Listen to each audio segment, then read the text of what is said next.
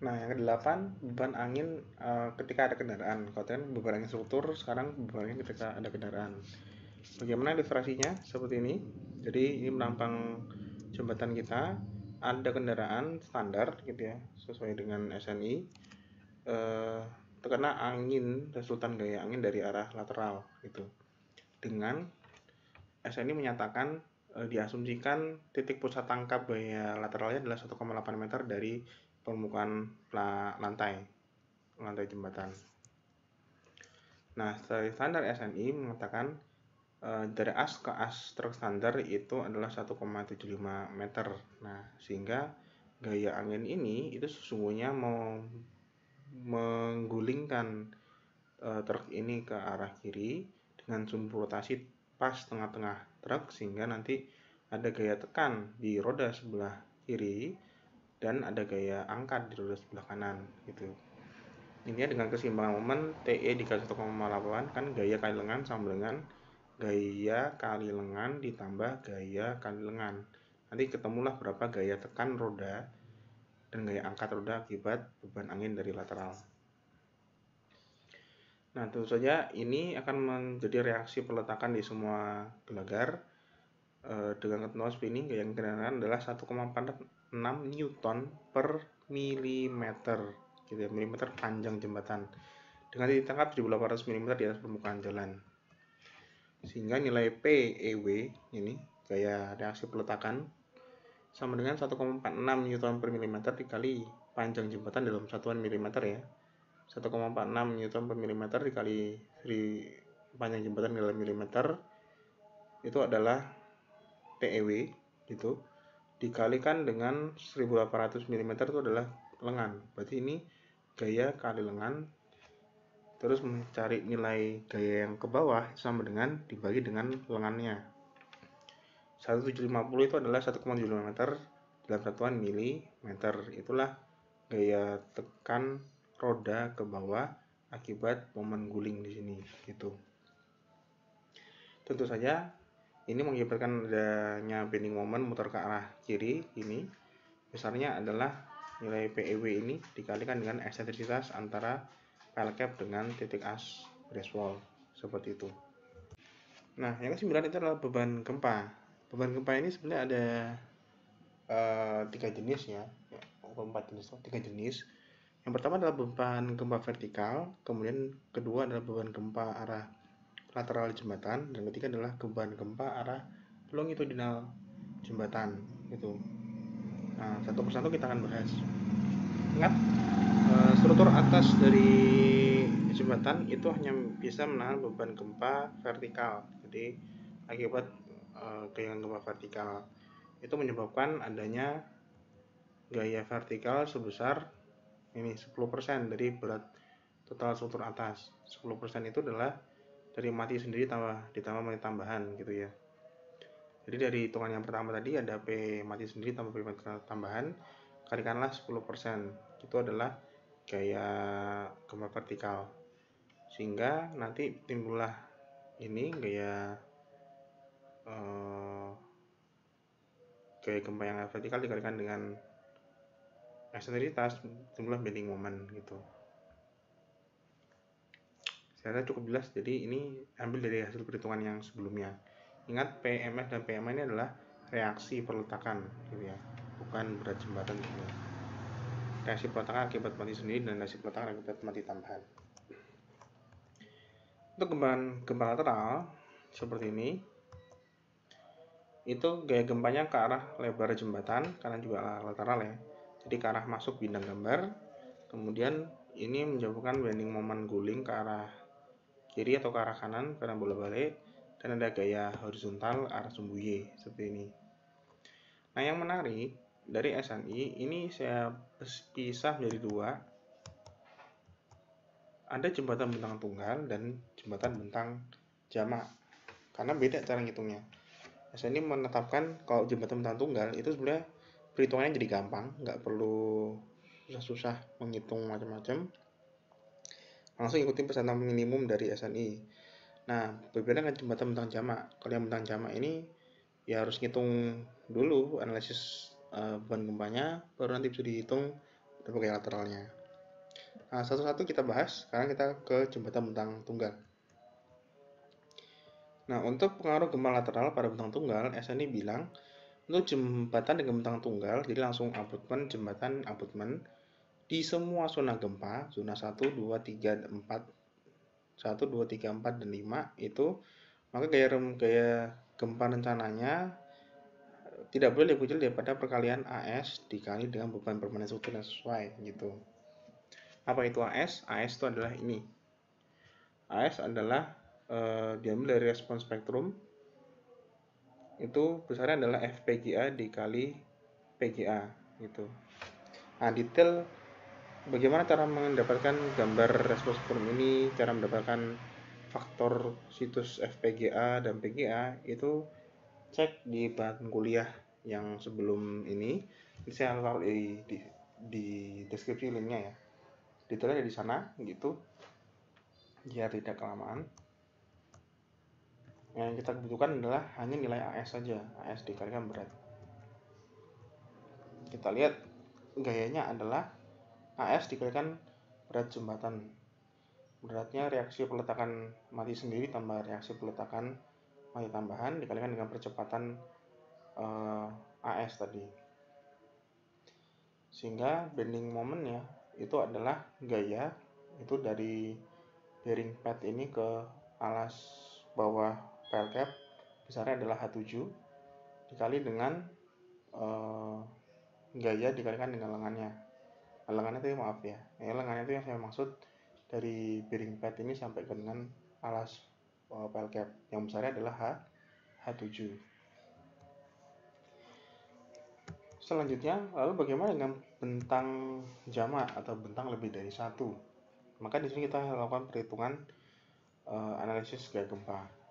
Pada prinsipnya, tetap kita butuh dulu yang langkah pertama pasti kita akan bikin grafik respons spektrum dulu.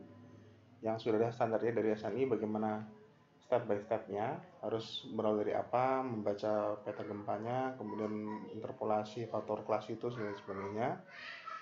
Nah, cara gunakannya adalah kita harus tahu dulu karakteristik periode natural dari abutmen kita gitu.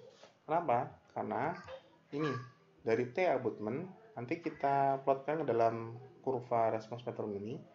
Ini cuma contoh ya, bisa jadi T itu di sini atau di sini atau mungkin di sebelah sini, itu tergantung nilai T-nya nanti berapa detik gitu. Kita tarik ke atas kemudian sampai bersentuhan dengan kurva respons spektrum, baru kita tarik ke arah horizontal sampai menyentuh di sini. Inilah nilai CSM-nya gitu. Nilai CSM ini untuk yang bagian puncak sama dengan SDS, FA dikali SS. Kalau bagian yang miring ini ada rumusnya, ada di prosedur perhitungan grafik respons spektrum. Nah, kalau pas bagian yang landai ini itu adalah SD1 dibagi nilai T dari abutmennya. Seperti itu. Jangan khawatir, ini ada kok rumusnya ini. Biasanya sudah ada. Itu kalau di sini ya. Ini sekali lagi ini hanya contoh. Jadi belum tentu ada di sini. Nah, problemnya sekarang bagaimana cara menghitung nilai periode natural dari abutmen kita gitu. Oh ya ini. Jadi gaya gempa itu adalah massa dikali percepatan dibagi faktor modifikasi karena R. Nah, tapi ini harus lebih besar daripada syarat minimum zona gempa. Karena zona gempa 1, 2, 3, 4, dan 5 itu ada persyaratan minimumnya. Itu nanti ada di lagi-lagi lihat aja di deskripsi, ada linknya nanti saya taruh di situ. Nah, ini ada agak beda. Berat seismik yang dimaksud di sini adalah berat mati sendiri ditambah 30% dari berat lalu lintas. Jadi ini tuh adalah asumsinya beban gempanya itu terjadi ketika ada kurang lebih persentase 30% kendaraan di atas jembatan. Jadi mati sendiri, mati tambahan tambah 30% dari berat lalu lintas, itu berat yang dimaksud. Nah, kembali ke tadi, lalu bagaimana cara kita menghitung nilai T dari abutmen atau periode natural? Caranya adalah menggunakan rumus ini dari SNI juga.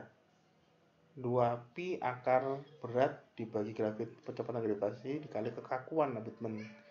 Nah, ini agak beda. W-nya kalau yang tadi di sini itu berat seismik efektif ada 30% berat beban hidup, sedangkan kalau yang di sini itu murni hanya dari berat abutmennya saja gitu. Jadi berat mati sendiri dan mati tambahan baik dari berasal dari busur atas maupun dari tubuh abutmen sendiri. Nah, kekakuan lateral dari kolom abutmen itu adalah 3 E per L. Nah, kita lihat. E jelas ya, E adalah modulusinitas beton, I-nya 1/12 pH pangkat 3, L-nya adalah panjang kolom. Nah, apa itu panjang kolom? Ini panjang kolom.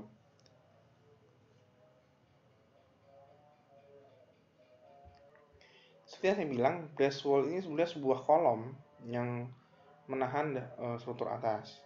Sehingga ini adalah panjang kolomnya, ini adalah lebar kolomnya, lalu tinggi penapang kolom yang mana? Itu yang ini.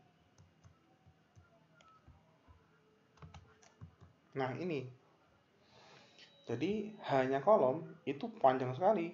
Dari ujung sini sampai ujung sini itu hanya kolom. Karena ini kan alah lateral. Jadi kan sumbunya itu 1/12 pH pangkat 3, sumbunya sumbu kuat. Jadi B-nya adalah yang ini, sedangkan H-nya adalah yang selebar ini. Itu mungkin berapa ini? Mungkin sama dengan lebar jembatan dikurangi trotoar ya. Itu berapa belas meter lah gitu. Nah, itu cara menghitung nilai T abutmen 2pi dikali akar W dibagi percepatan gravitasi dari kekakuan lateral dari abutmen gitu. Nah, nilai T nanti ketemu dalam sebuah angka sekian detik, lalu diplotkan ke dalam grafik ini. Masuk daerah mana? Daerah yang sini atau daerah pertengahan puncak atau daerah yang landai. Nanti kalau yang ketemu sebelah sini nanti dimasukkan dalam rumusnya dari SNI.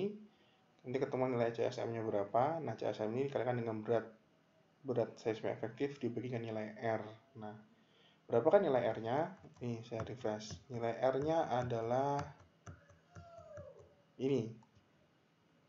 Jadi faktor modifikasi respon